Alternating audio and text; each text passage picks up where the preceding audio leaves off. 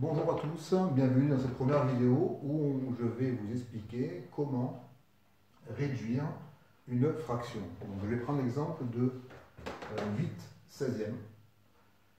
Donc notre but c'est donc d'avoir cette fraction et de pouvoir donc la réduire jusqu'à ce qu'on ait la fraction la plus petite possible.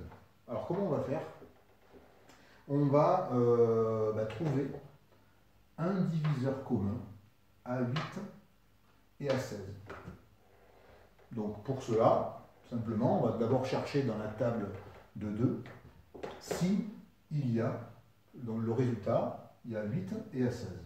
Ben oui, on a 2 fois 4, 8, et 2 fois 8, 16. Donc, on peut diviser déjà cette fraction par 2. D'accord? Au dénominateur et aussi au numérateur. Donc 16 divisé par 2, c'est la moitié de 16, c'est 8. Et aussi, on peut diviser par 2, 8. Donc 8 divisé par 2, ça fait 4. Là, on a 4 huitièmes. Ce qu'on va faire, donc on remarque que 4 huitièmes, on peut encore la réduire. Hein, c'est pas encore fini. Donc on va rechercher encore si dans la table de 2, on peut trouver donc, le résultat qui fait 4 et 8. Oui, bien sûr.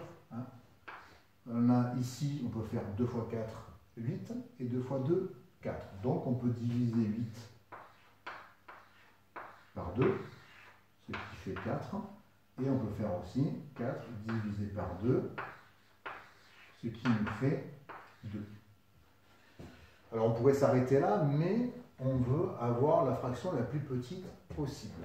Donc on continue.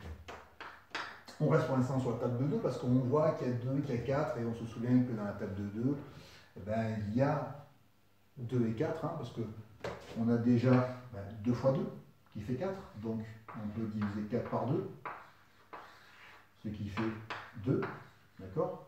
4 divisé par 2, 2, et dans l'autre sens, ça fait 2 fois 2, 4. Et on peut diviser 2 par 2, ce qui fait 1, parce que 1 fois 2, 2, d'accord? Et donc voilà, et donc on arrive à notre fraction réduite qui est 1 demi. Donc 8/16e est égal en fait à 1 demi. Et c'est une fraction qu'on ne peut plus réduire, on est arrivé au maximum.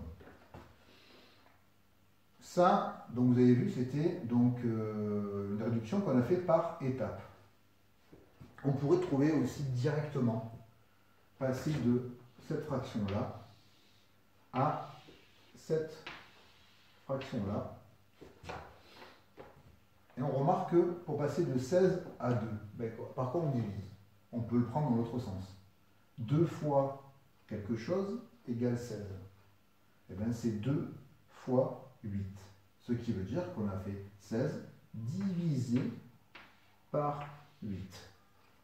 Et donc, pareil de l'autre côté, je vais juste effacer le titre. Si on a divisé par 8 au dénominateur, on a aussi divisé par 8 au numérateur.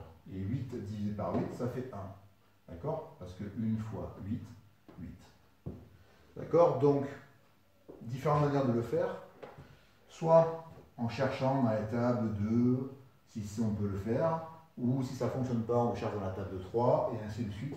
Ou directement se dire, bon, quel est le plus grand diviseur que je peux trouver commun, le plus grand diviseur commun, à 16 et à 8?